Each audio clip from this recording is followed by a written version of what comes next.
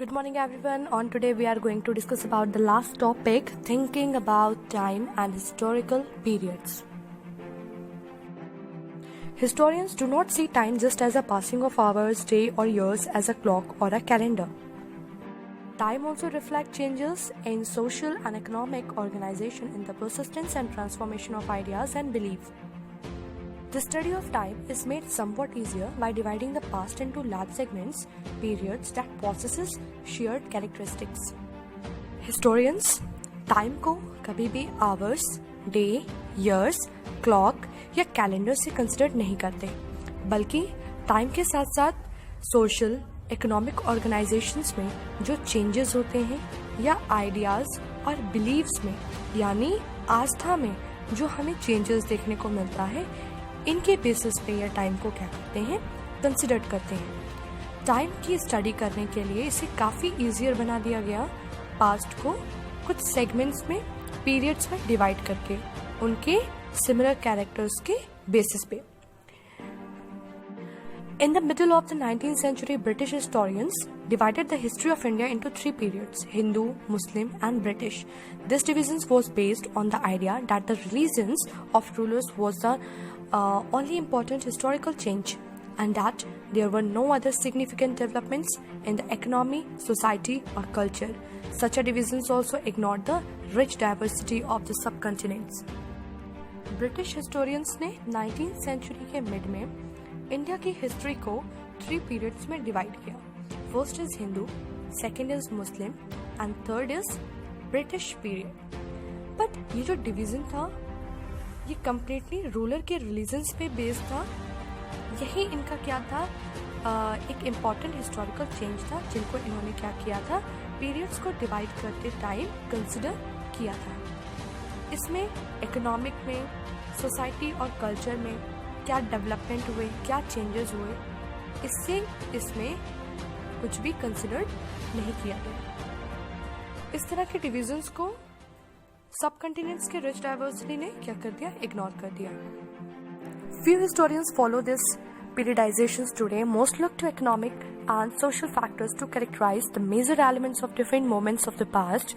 The histories you read last year included a wide range of early societies, hunter-gatherers, early farmers, people living in towns and villages, and early empires and kingdoms.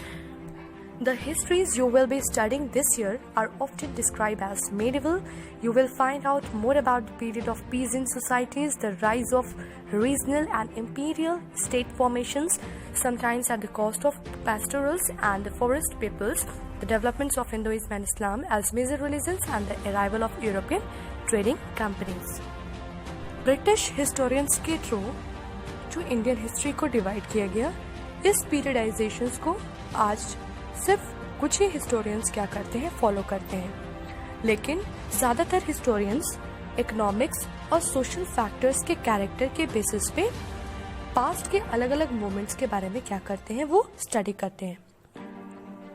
जैसा कि आप last year में early societies यानी पहले की societies के बारे में काफ़ी कुछ पढ़ चुके हैं कि हंटर के बारे में, गैदर्स, अर्ली फार्मर्स, पीपल जो टाउन और विलेजेस में रहते हैं उनके बारे में, और पहले के एम्पायर्स और किंगडम्स के बारे में. इस ईयर आप हिस्ट्रीज में क्या स्टडी करेंगे, मेडिवल पीरियड के बारे में, जिसमें आपको ये पता चलेगा कि पीजेंट्स की जो सोसाइटीज थी वो कैसे स्प्रेड हो रही थी, और रीजनल और इम्पीरियल स्टेट कैसे फॉर्म्ड हो रहे थे, और पेस्टोरल्स और फॉरेस्ट पीपल्स के बारे में आपको पता चलेगा, और हिंदुइज्म और इस्लाम जैसे बड़े रिलीजन्स के डेवलपमेंट्स के बारे में भी आपको काफ़ी कुछ नॉलेज मिलेगी. इसके साथ साथ यूरोपियन ट्रेडिंग कंपनीज कैसे इंडिया में आई थी, ये भी आप स्टडी करेंगे. These 1000 years of Indian history witnessed considerable change. After all, the 16th and 18th centuries were quite different from the 8th or the 11th. Therefore, describing the entire period as one historical unit is not without its problems. Moreover, the medieval periods is often contrasted with the modern periods. Modernity carries with it a sense of material progress and the intellectual advancement. This seems to suggest that the medieval period was lacking in any change whatsoever, but of course, we know this was not the case. Indian history के 1000 years में कई ऐसे considerable changes देखने को मिले हैं, जैसे कि 16 और 18 सेंचुरी 8 और 11 सेंचुरी से काफी डिफरेंट है। बिना प्रॉब्लम के इस पूरे इंटायर पीरियड को एक हिस्टोरिकल यूनिट की तरह डिस्क्राइब करना ये इजी नहीं है। मेडिवल पीरियड को मॉडर्न पीरियड के साथ भी क्या किया गया है, कंपेयर किया गया है, जिसमें कई बार ये भी पता चलता है कि मॉडर्न पीरियड में जितने चेंजेस हमें देखने को मिले इतने चेंजेस हमें मेडिवल पीरियड के टाइम पर नहीं मिले। लेकिन हम जानते हैं कि ऐसा नहीं है, क्योंकि मेडिवल पीरियड के टाइम पर भी क्या हुए थे, काफ़ी चेंजेस हमें देखने को मिले थे। इस 1000 ईयर्स के इंक्लूडिंग सब कंटिनेंट्स के सोसाइटीज़ की में इतने चेंजेस देखने को मिल रहे थे और इसके इकोनॉमिक ग्रोथ इतनी ज़्यादा हो रही थी, डेवलपमेंट देखने को मिल रहा था। इनकी ग्रोथ और डेवलपमेंट को देखकर यूरोपियन ट्रेडिंग कंपनीज भी क्या हो रही थी, इनसे काफ़ी अट्रैक्ट हो रही थी। इस पूरे बुक में आप मेडिवल पीरियड में कितने चेंजेस हुए हैं इसके बारे में स्टडी करेंगे और इसे मॉडर्न पीरियड के साथ क्या करेंगे, कंपेयर भी करेंगे।